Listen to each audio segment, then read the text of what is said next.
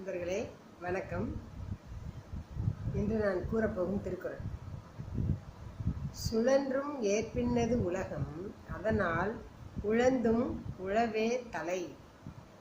சுழன்றும் ஏற்பின்னது உலகம், அதனால் உழந்தும் உழவே தலை.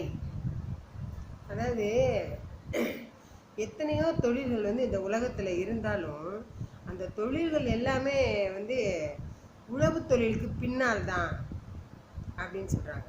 அதனால் இந்த எத்தனை துன்பம் வந்தாலும் இன்பம் வந்தாலும் இந்த உழவு தொழில் ஒன்று தான் உலகிலே தலைமை தொழில், தலையாய தொழில் அப்படின்னு சொல்கிறாங்க.